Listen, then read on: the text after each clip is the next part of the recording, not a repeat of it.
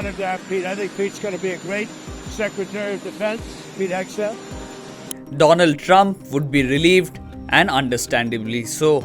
His choice for America's top defense job, former Fox News host and Army veteran Pete Hegseth, was perhaps the most controversial nominee to lead the Pentagon.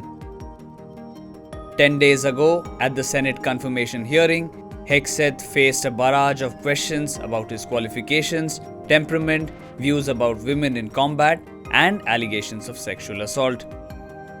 Let's get into this allegation about sexual assault, inappropriate workplace behavior, alcohol abuse, and financial mismanagement during your time as a nonprofit executive. There was a coordinated smear campaign orchestrated in the media against us. That was clear from moment one. And what we knew is that it wasn't about me. Most of it was about President Donald Trump, who's had to endure the very same thing for much longer amounts of time. And he endured it in incredibly strong ways. So we, in some ways, knew it was coming. We didn't understand the depth of the dishonesty that would come with it.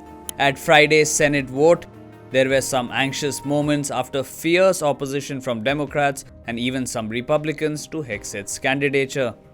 There are hundreds of them without the personal baggage of sexual assault claims that have been settled, of allegations of spousal abuse that have been testified to, of allegations of drunkenness on the job and fiscal mismanagement that are the subject of a very extensive report written by non-anonymous co-workers.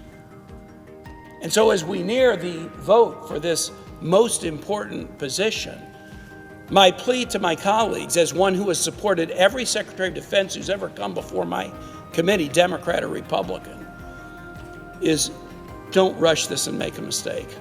Mr. Hegseth has not shown the judgment to be Secretary of Defense. Mr. Hegseth has not shown the character to be Secretary of Defense.